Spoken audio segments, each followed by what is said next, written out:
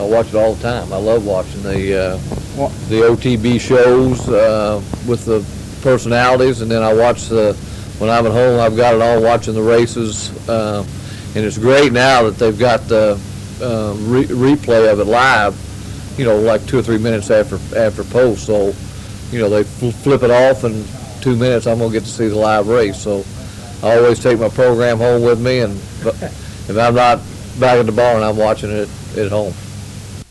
On the outside, still a hand ride. Just a little nudge there from Garrett Gomez. They're in front by a half length. On the inside, Silver Train. On the outside, Badge of Silver third. They're coming down to the finish. And Discreet Cat with another dazzling performance. Undefeated Discreet Cat. And he stopped the timer in 1:32.2.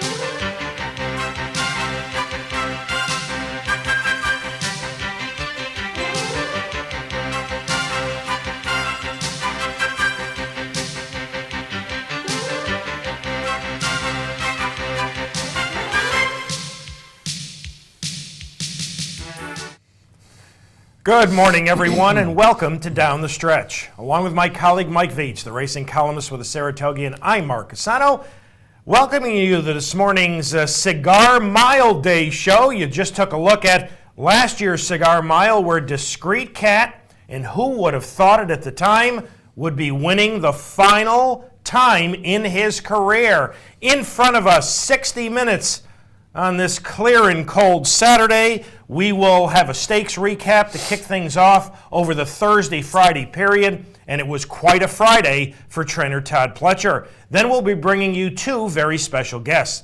Mr. KIARAN McLaughlin, who later this afternoon will go up against the heavy favorite Midnight Loot with Daher in the Cigar Mile, and John KIMMEL, who will send out the 2-year-old filly Elusive Lady in this afternoon's Demoiselle in New York. So all of that and much, much more if you stay with us for our November 24th edition of Down the Stretch. Good morning. Well, partner, how are you doing? I hope you had a nice Thanksgiving. I hope our audience all had nice Thanksgivings. And I pose a question to you today about, now don't get rattled. The trivia stuff's coming later. Okay. Can Midnight Loot, if the best Midnight Loot shows up today, can he threaten the track record today? Well, I think that's all dependent on how glib the racing surface is. Yeah. I mean, track records are actually, if you look back at many track records, it's more the surface of course. Than a lot of it the was horse. In a day or two, they all work together like that. But very frequently at this time of year, Aqueduct has these kind of time. I don't know what it'll be like today. It could be perfect if it gets into the 40s. But if the guy that we saw at Saratoga shows up today, I'm going to be interested in the final time. I don't know if he'll have a pace scenario to do or not, but I think he's capable of really big time stuff. Oh, he's capable without question. Well, you saw it in the Open. Didn't Discreet Cat run 32? His time was a 32 and something, So yes, you're absolutely right about it. It certainly is possible. One of our guests this morning, John KIMMEL, we just got off the phone with him, and he told us it is 28 degrees. 28's a nice number. I'd like to be 28 years old, but when you're talking about temperatures, that's a little ridiculous. Gosh. Fast and good in New York today for this fine card of racing. And today we'll kick off Capital's Fall Handicapping Challenge, and we want to wish everybody good luck in the annual Fall Challenge.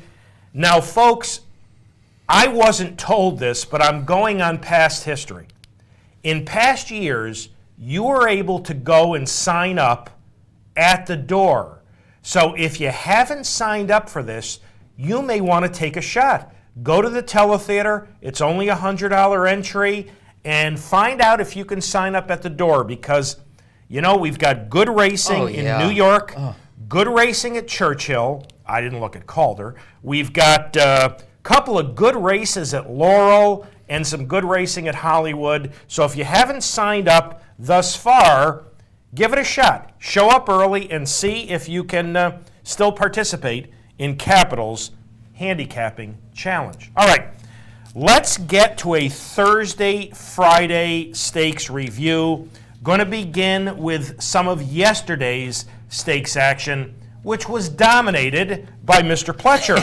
And we're going to get things kicked off at Churchill Downs with a running of the Clark handicap. The favorite at 2-1, number 8, Istan, a big winner of the ACAC in last over the track. But folks, in 20 career starts, Istan had never run at the Clark distance of 1 1/8. And he was ridden so conservatively, like they were worried about him getting 9 furlongs. You sure don't want the 2-1 favorite under those circumstances. The second choice at 3-1 was number 1, Diamond Stripes. The sentimental choice in here to some, number 5, Brass Hat, who was 13-1. Well, there would be an upset in the Clark, and Brass Hat would run very, very big. He would run second. In the end, it would be number 4, AP Arrow. Winless since March 31st in the skip-away at Gulfstream, who would rally to win by 3/4 of a length for Todd Pletcher and Ramon Dominguez.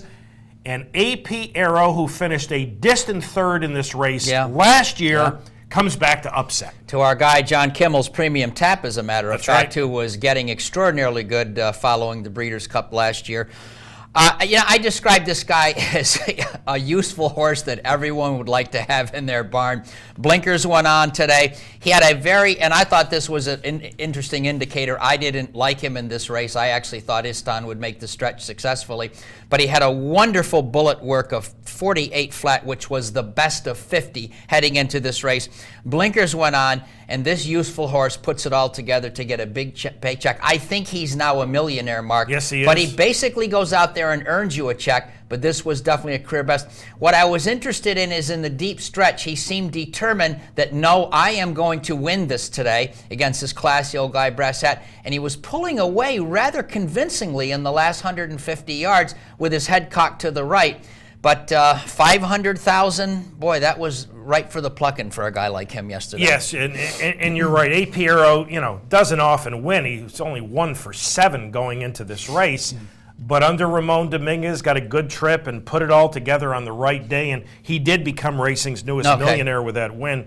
As far as Istan goes, Billy Mott was undecided between coming to New York, running in the Cigar Mile, a distance which Istan prefers. But they felt as though if they could win at 1 1/8, that's right, it would help his stud career. Oh, I think so, yeah. Well, here's the thing.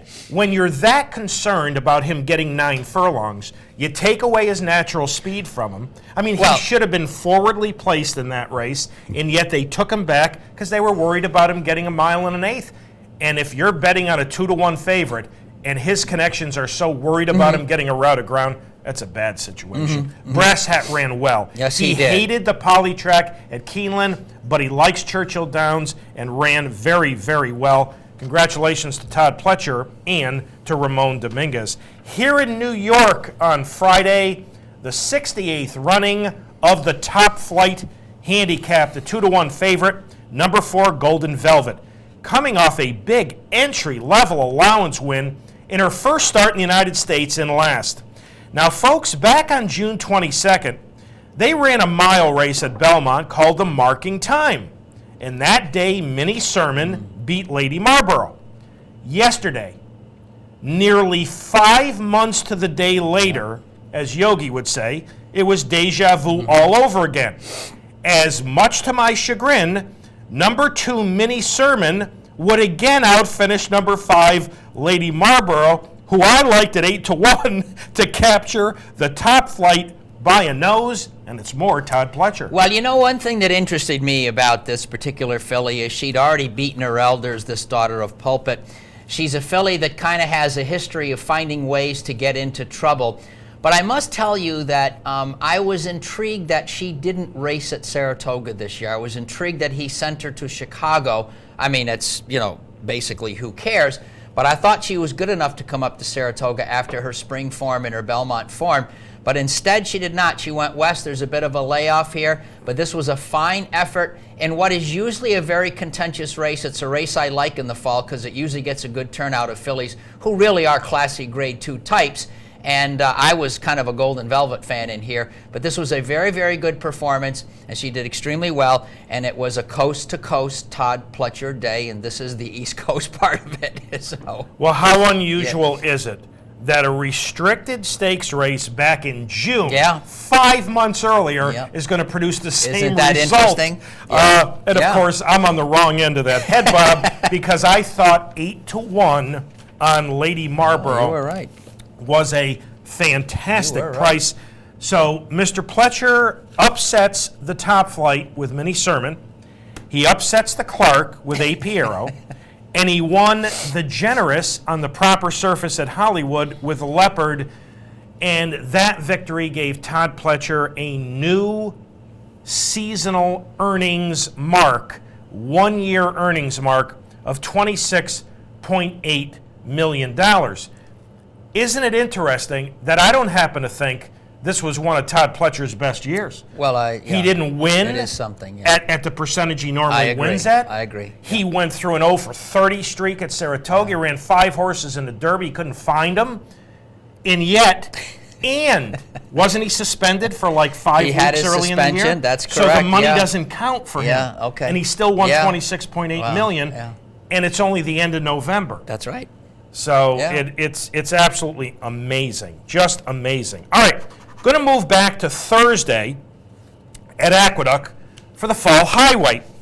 And this race has been run a long time. This was like the 92nd or 3rd running of the Fall Highway. Yep. Field of 7, and not quite like the old days. They carried between 134 and 126 pounds. The favorite was number 4, Grand Champion from Jimmy Jerkins, coming off a win in the Maryland Million Sprint, a restricted stakes in last. He was the 2-1 favorite. Now the early pace, as expected, would be quick, with Bishop Court Hill down along the fence, and Debussy going 21-4 and 45. Grand Champion would stalk. He would rally 3 wide. Joey P would rally outside of him.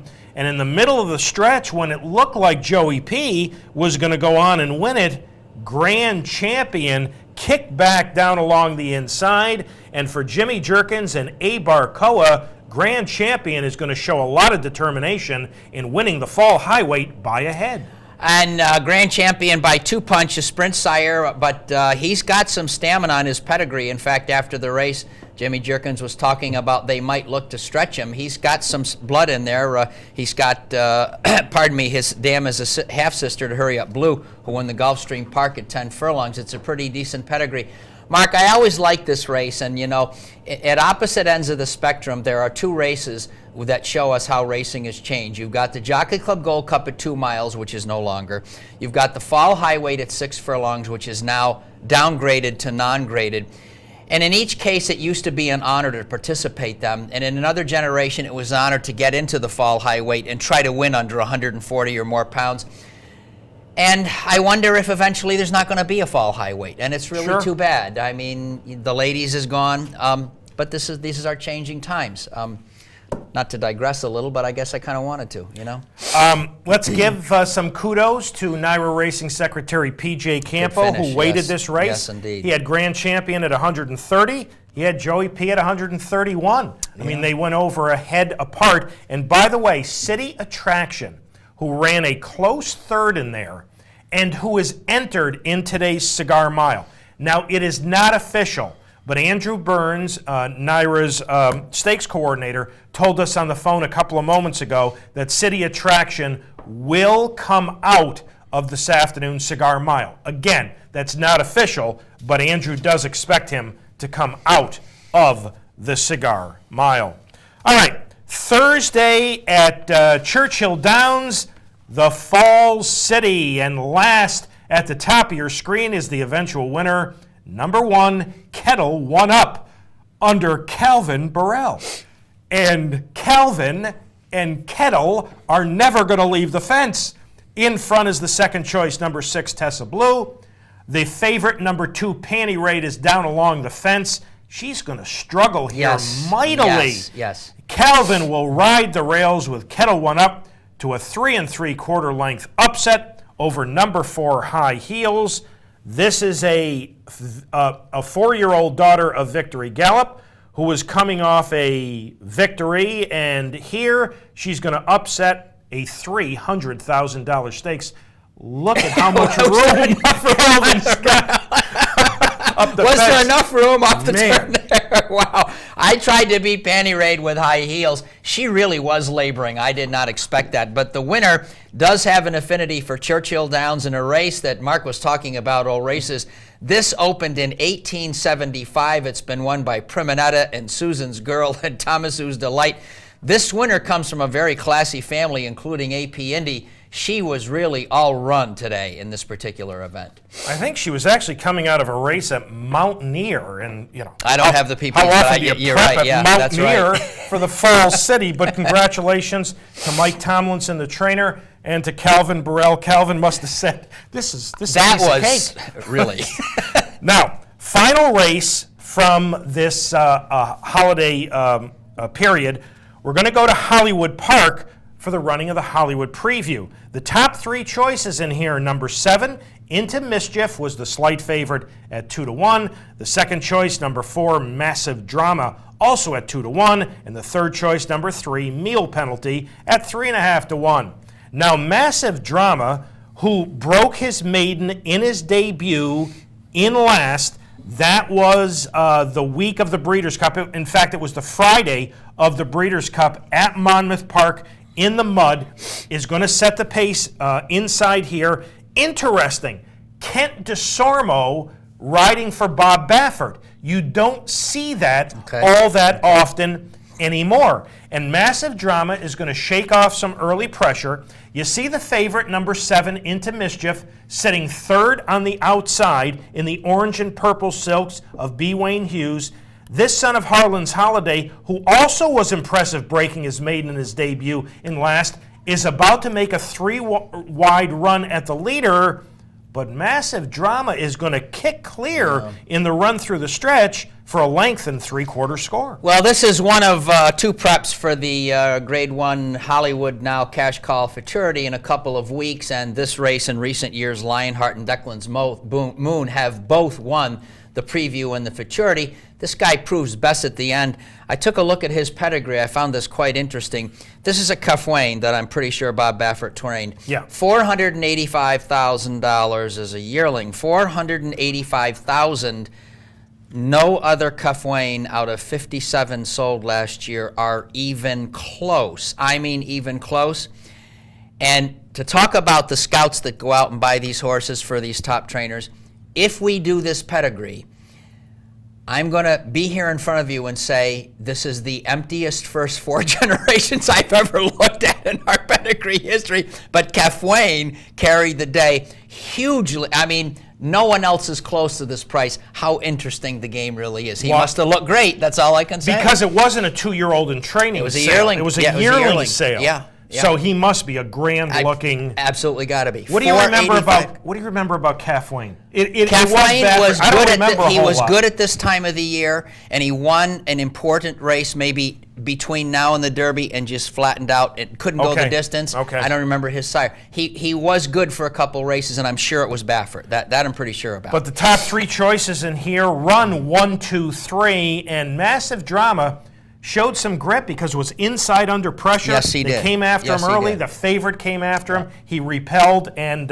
won very, very nicely. A couple of other things over this period. The fairgrounds opened up on Thanksgiving. I don't know exactly how to put this in perspective. 7,278. That's not as many as last year. But last year was the post-Katrina opening, which, may have been a little more, received with a little more fanfare. And on Wednesday at Hollywood Park, the $16 million Green Monkey made his turf debut. They decided after a couple of starts on dirt, let's stretch him out to the proper surface. Well, it's not the proper surface for the Green Monkey, who, by the way, is named after a golf course. Okay. He finished a badly beaten 4th. Okay.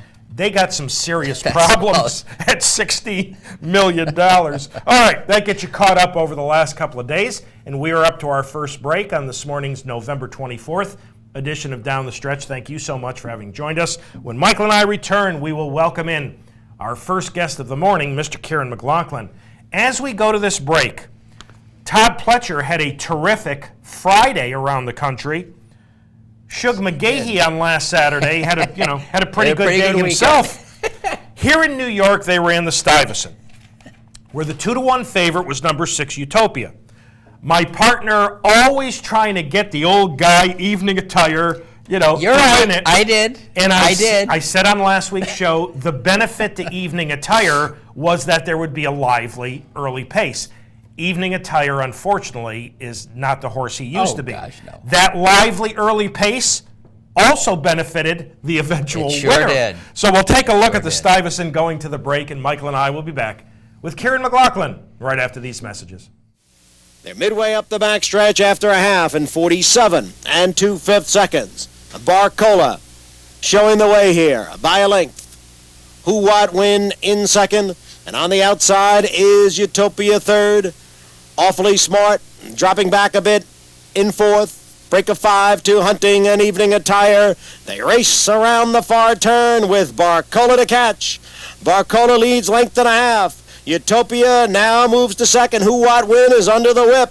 A break of 4 to Awfully Smart, Hunting and Evening Attire. 3/4 went in 1:10 and 4. And they turn into the stretch with Barcola trying to fend off Utopia. Here's Utopia now to grab the lead. Barcola, and here comes Hunting on the outside. It's Hunting and Utopia right together inside the 16th pole. Hunting takes the lead. Utopia sent second. Hunting has won the Stuyvesant. Utopia second. Evening Attire closed to get third.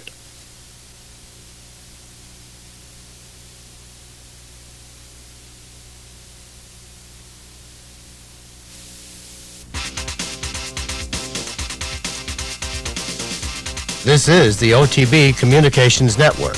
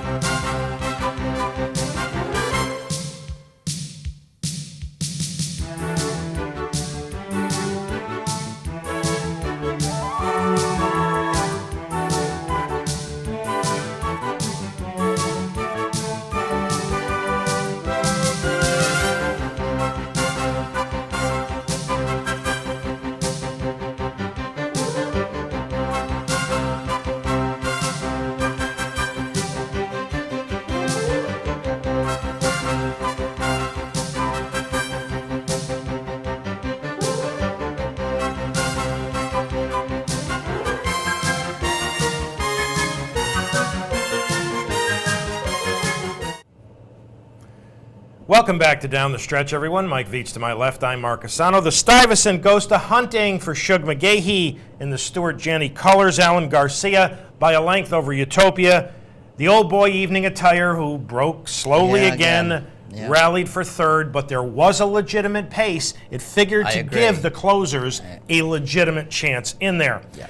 Now, I was informed after last week's show by one of our viewers that I had completely forgotten about answering my partner's trivia question last week. I apologize. What do you? It just no problem. It's it just slipped my mind. No, you have a lot on your mind. It's okay. So, I was going to let you do it, so don't worry. Coming up in just a moment, we've got a 10-minute taped interview with KIARAN McLaughlin. So that will give me, and I'm sure you're going to enjoy the interview, but it will give me some time to think about the trivia question. The only problem is I can't remember what it was. What was the trivia question last week had to do with curling, whom everybody is gaga over, as they should be, as an unraced 2-year-old who came to the races at 3 and became, we're pretty sure, Horse of the Year and Champion 3-year-old in a campaign of 265 days.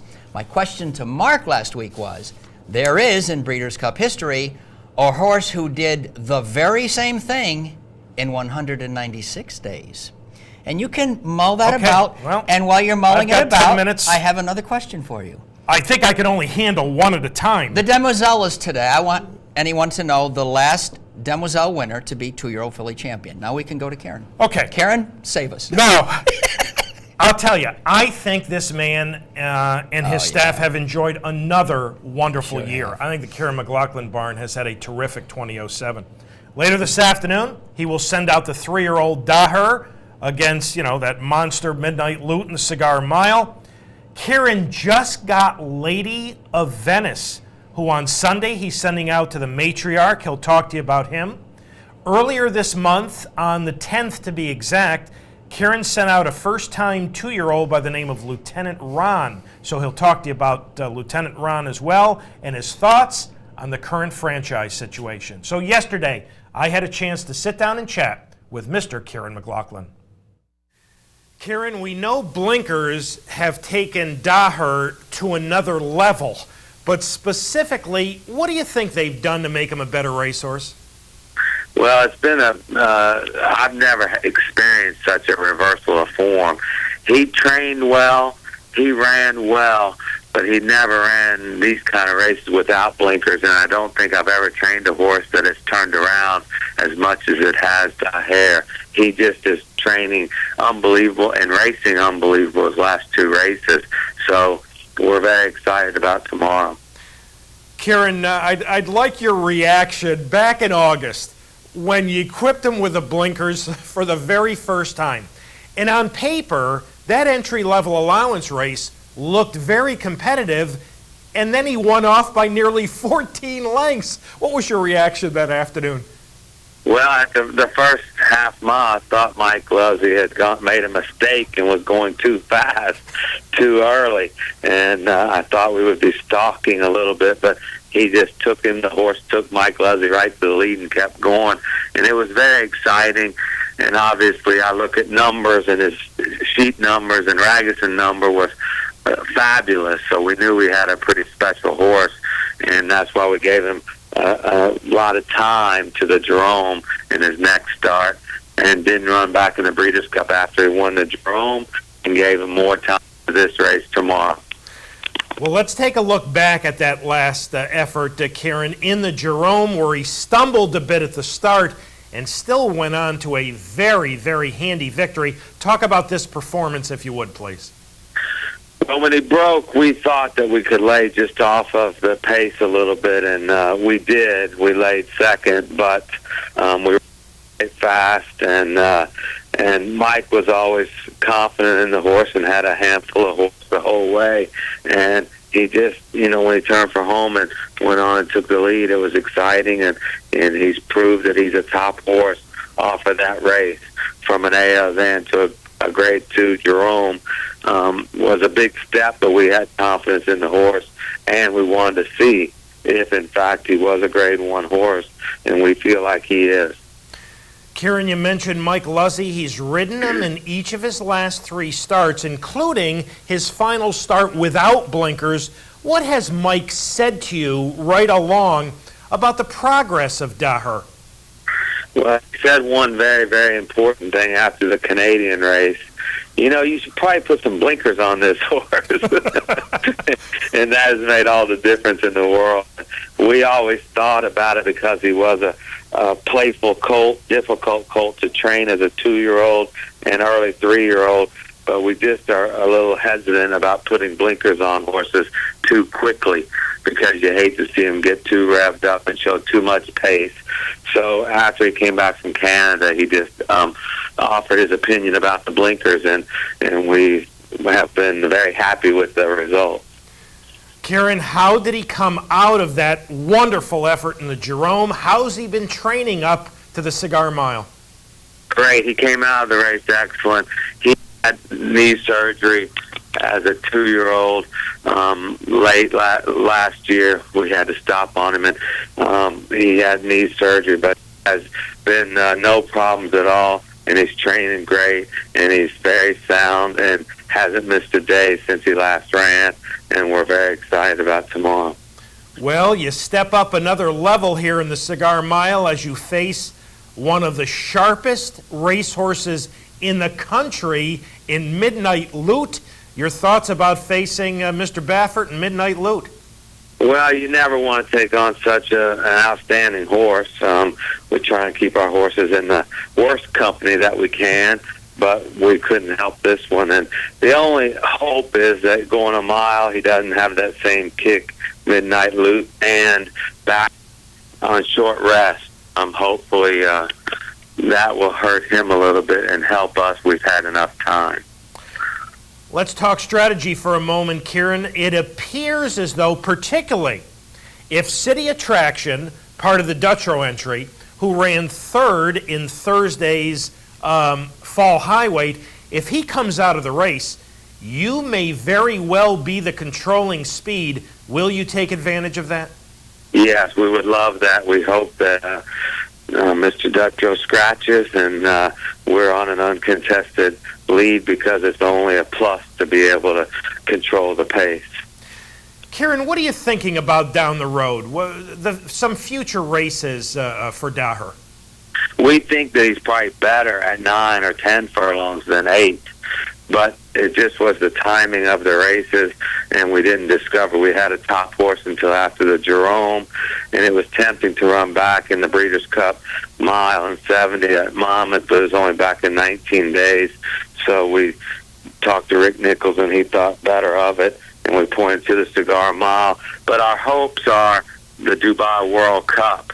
He's that type of horse, or the Godolphin Mile on the same night with maybe a prep in the Don Handicap, and then go to Dubai. But that's what we're hoping for. Well, we certainly know how successful the Don as a prep for the Dubai World Cup served you earlier this year with Invasor, so we'll wish you all the best there. Kieran, on Sunday, the Matriarch at Hollywood Park, and you run the classy Lady of Venice for the very first time. Now, I know you've only had her for a short period of time. What have you found out about her? She's a very nice filly, kind filly to be around and to train, does everything right. She's fun to have in the barn, and she's training very well. She's worked a couple times for us very well, and we're going to the course and distance that she won in July 6th, Cash Call Mile, so if she runs a similar type race, she'll be tough to beat. Earlier this month, Kieran, at Aqueduct on a wet day, you ran a 2-year-old colt by the name of Lieutenant Ron, who just absolutely splashed his way to victory that day. How about a quick update on Lieutenant Ron? Lieutenant Ron is looks like a star right now. He's an outstanding colt, trained very well prior to his first start, ran very impressive, and he's at Palmetto's now, just taking it easy. We're not going to get in any hurry to run him back, but he will start back at Gulfstream, February time, and look for the Kentucky Derby path and trail, we hope. Kieran, obviously, it's one thing to win sprinting, particularly on a wet surface, What are your feelings about him, I guess, A, when he gets to a normal racing surface, and B, maybe more importantly, stretching out in distance? Well, he definitely wants to stretch out. He's almost 17 hands with a big, beautiful stride on him.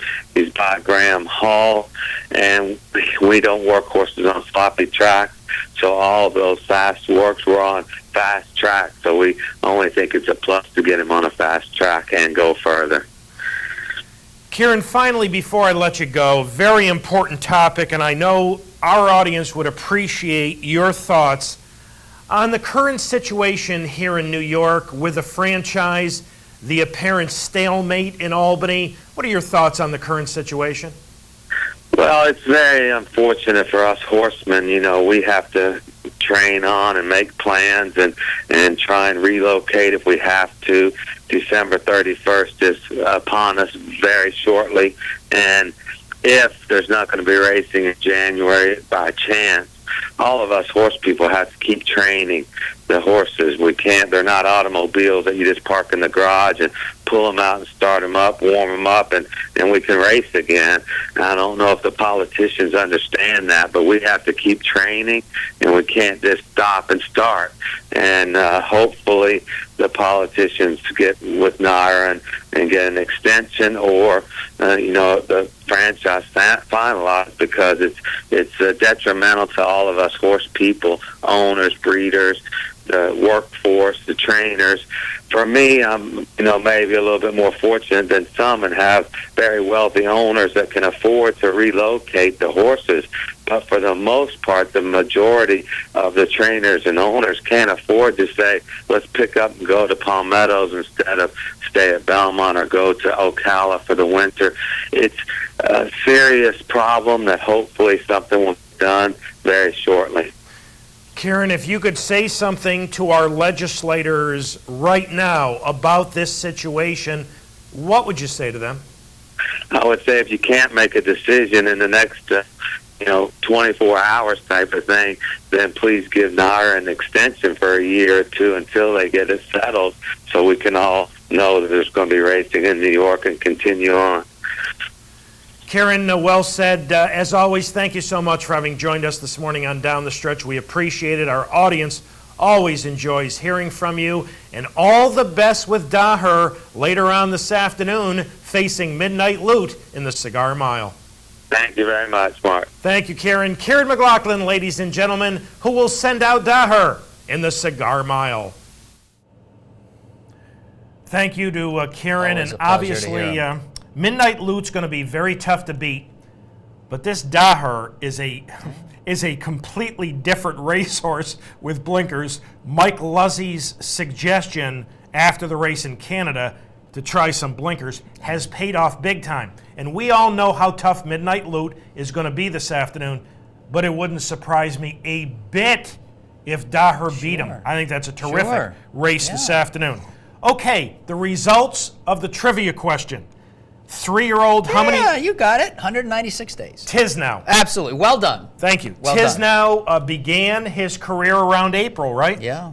Now, the difference between Tisnow and Curlin, we never saw Tisnow in the Triple Crown. Of course, absolutely. I think he used the Super Derby and the Goodwood toward the end of the year to get there. So, Tisnow, what type of cigar do I win?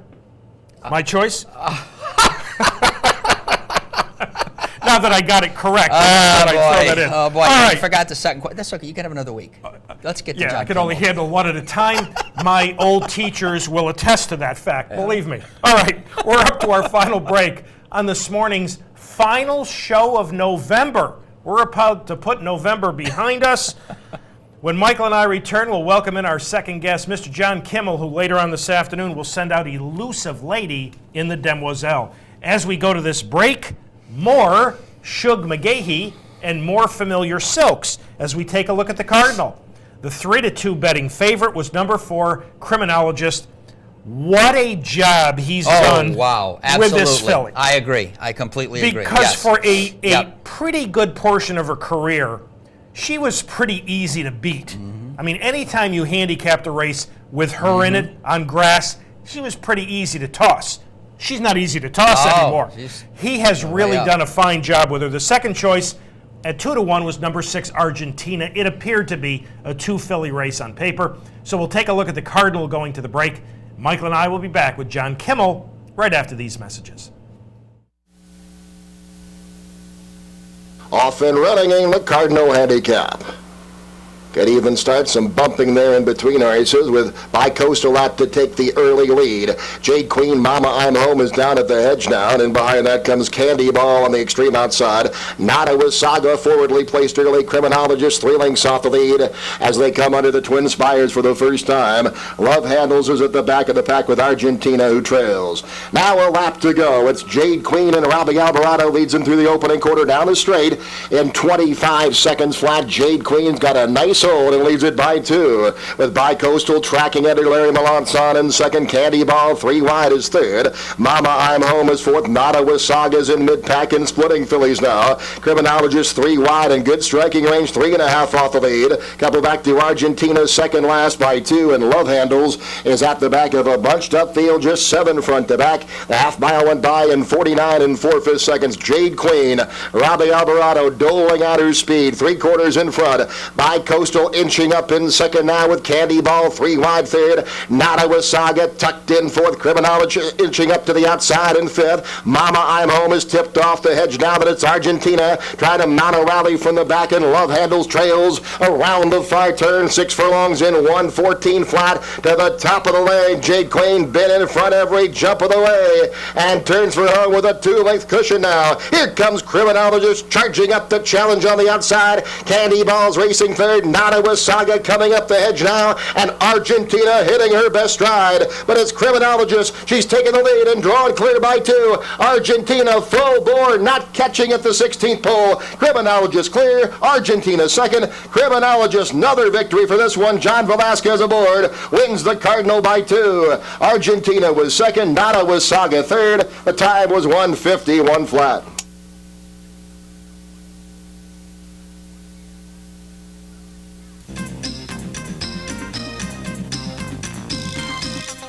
This is the OTB Network.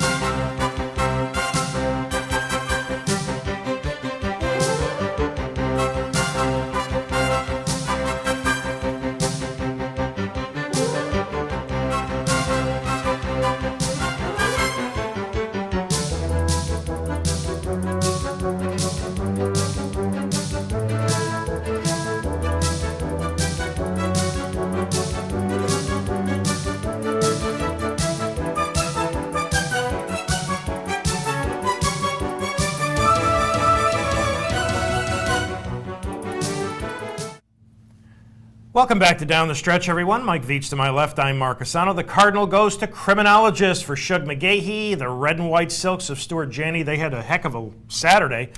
Johnny V up by a solid 2.5 lengths over Argentina, and Criminologist has never been better. All right, to introduce our final guest of the morning, the gentleman who earlier told us it was a balmy 28 degrees in Ozone Park. Here's Michael. Well, it's good to have this guest back on our show, and he's hoping to have a pretty big Saturday himself. We welcome back to Down the Stretch, John Kimmel. John, if you're there, welcome back to Down the Stretch with Mark and Mike. Hey, Mark and Mike, how are you guys? Morning, John. Well, John, we're very pleased to have you, and let's get right to work with Elusive Lady and the Demoiselle.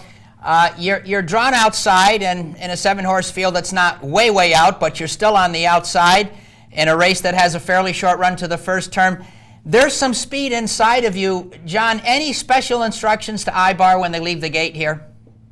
Basically, it's kind of a nice position as far as I'm concerned. Okay. Billy has never been committed to have to be in the front. The only time she really got in any kind of trouble is when she ran the first time, and she got in behind some horses sprinting, and she really didn't appreciate that kickback that day. But being on the outside, she's got some speed away from the gate.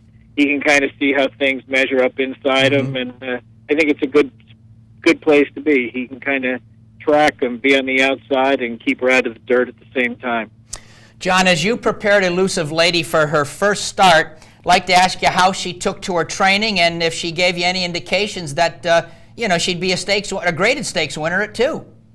Well, Mike, she was working with a bunch of the fillies there. She might not have been as quick as some of the other ones, but I was always impressed with her stamina and her ability. Once she crossed the wire, she just seemed to gallop out without any fatigue, right on past the wire at Saratoga, would carry herself almost all the way around to the 3/4 pole. And I said, wow, this filly just looks like a little added distance is going to do her well. And I was very impressed with her and tempted. She came back to the winner's circle, and I'm looking at her, and I was quite remarked by how little she was breathing. She wasn't even blowing very hard. Very little flare to her nostrils, almost like it was a very easy effort. Certainly not a horse that came back with her nostrils flaring and distressed like she had put out an incredible tough effort. So I'm really pretty confident that the 1 1/8 is going to be a non-issue for her. And she's a fit filly. She's doing well at the time. And I think I wouldn't trade places with anybody for this race. We're taking a look at that race right now, John, and she bounded out of there pretty good. She did take a little bump at the start, and she seems to be a filly that, regardless of, even though she's a youngster, if you hit her, she'll hit back. She's pretty determined. Is that a fair thing to say about her? I think she is pretty determined. I worked her with a couple horses here that were good quality, graded stake horses, and at times she's outworked them, and it looked like she was doing it pretty easy. I didn't know anything about this stallion when we received this filly. Van Nistelrooy was a very expensive yearling purchased by Coolmore, I think to the tune of $7 million or $6 million. He's a Stormcat half-brother to Hallery Hunter. I don't know if you remember that Zito horse. Certainly, yep. I guess, obviously, he was a very attractive physical type as well. And he went and he raced in Europe. He had some wins at 2, but probably never really had the greatest race record. But here he comes in the stud, and he's had a Grade 1 winner. He's had this filly. He's had some other winners that were impressive. And, he might be a young stallion to keep your eyes on. Well, we're looking forward to her this afternoon, going 2 turns. Couple of other questions, John, before I send you over to Mark. You've got a couple other 2-year-olds going today in the New York bred maiden race. You've got Dixieland Star. Talk a little bit about this son of the good young New York sire, Hook and Ladder.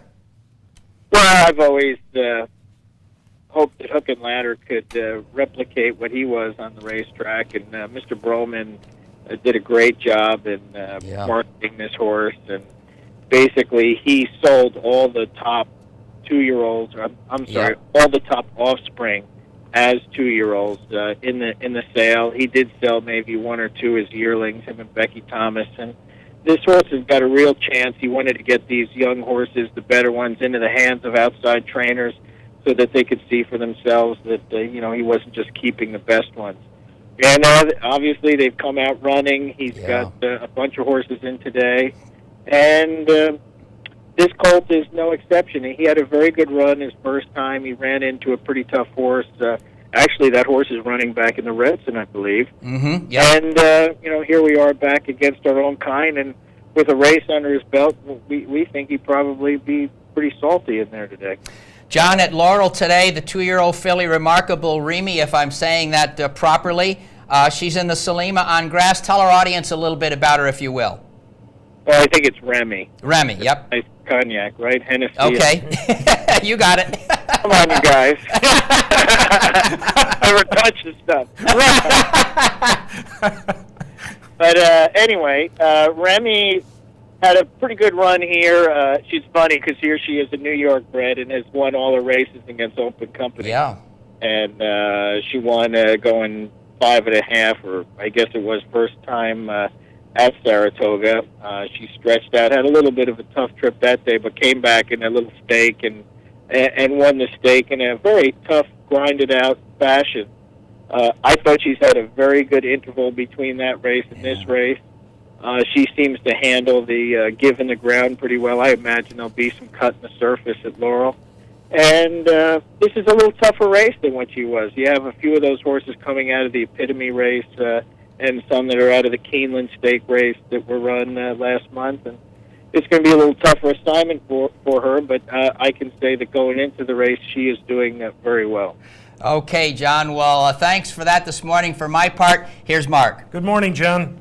Hey, Mark. John, how about a quick update for our audience on your 2-year-old colt, Anna Kim, who was third in Nashua? What's going on?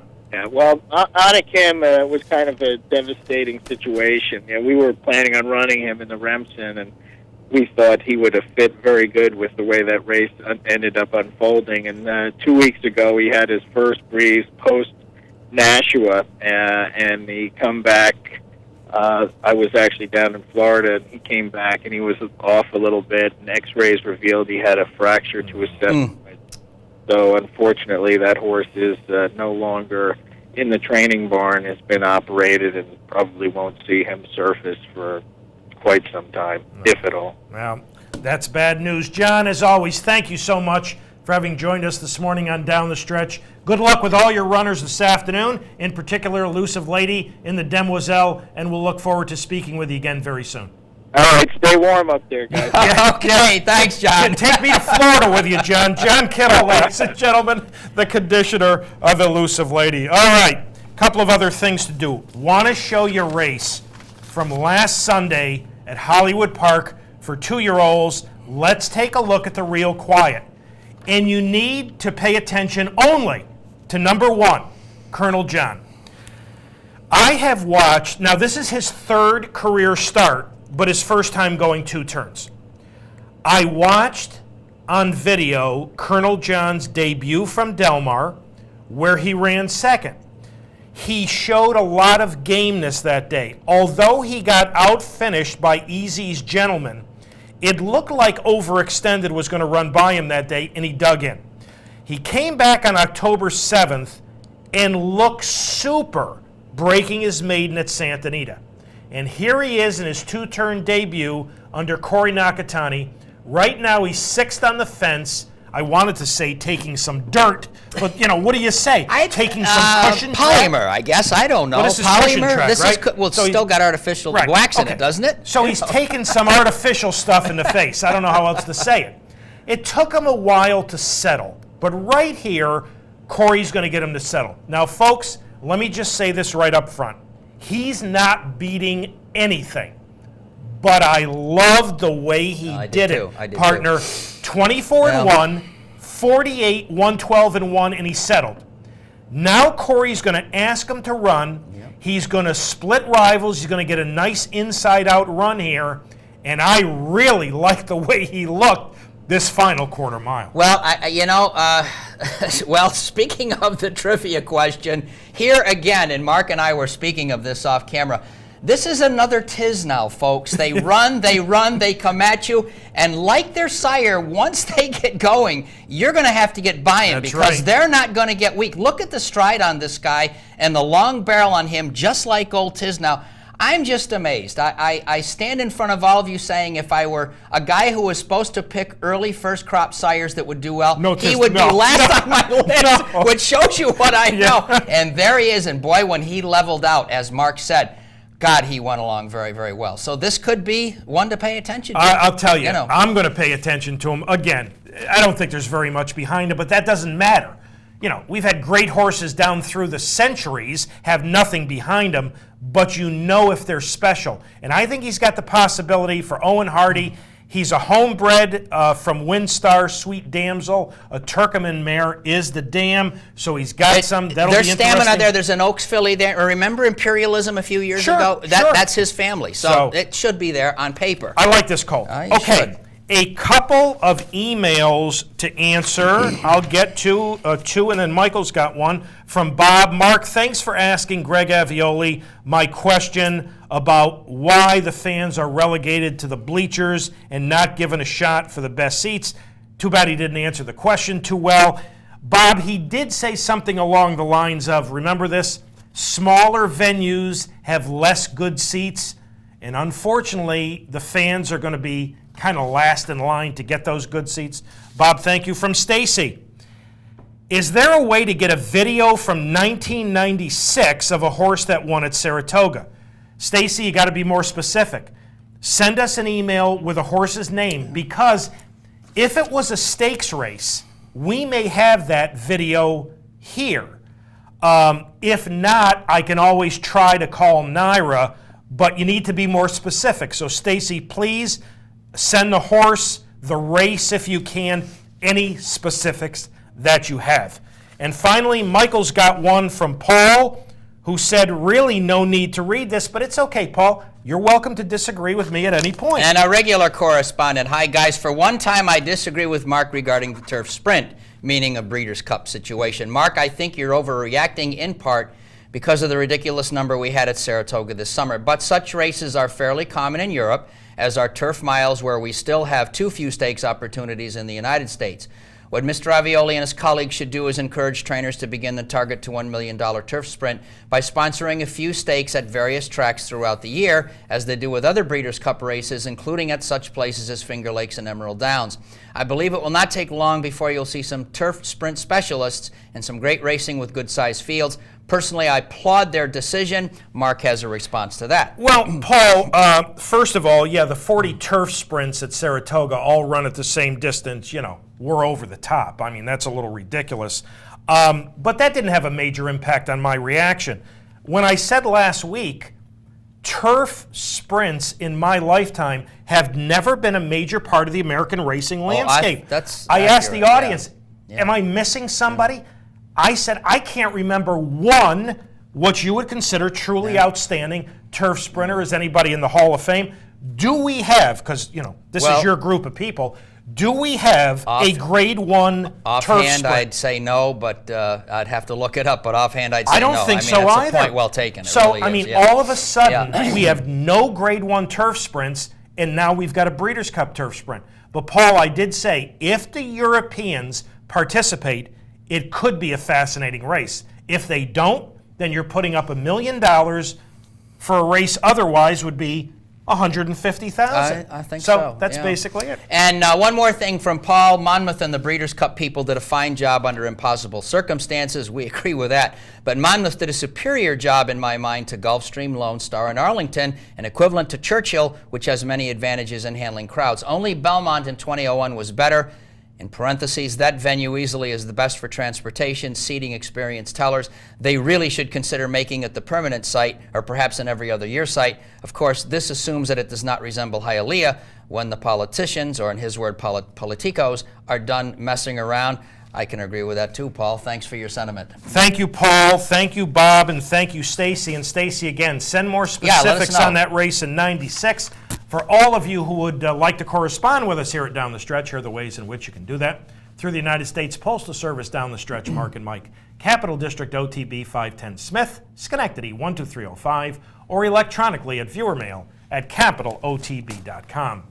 Time to thank all the folks who helped get this week's show on the air. Pete Persico directed, and Kurt Flick, our associate producer, Julie Hoxie. And special thanks to this morning's guests, Mr. KIARAN McLaughlin and Mr. John Kimmel. They both have realistic chances, even though I don't think either one will be favored. I guess Elusive Lady has a chance to be favored, but I think they both have realistic chances. Do you think Midnight Loot is beatable? You like him. You liked him a lot more than I did in the Breeders' Cup sprint. The amazing thing about that was I think he was my best bet in the Breeders' Cup sprint. I think Mark asked me that question, who I thought it was. He was my best pick. I just think there's a lot more left in him, and I think this is a smart move, and I think a second eclipse is possible for him with a huge performance today. The downside is, he's coming to a cold place. I mean, that can all happen, but gosh, I think he is strictly the one to beat. Oh, Without question. So enjoy it. Thank you, everyone, for tuning in. Have a great weekend. Enjoy this wonderful racing action from coast to coast here at Capitol. Have a wonderful upcoming week, and Michael and I will see you next week.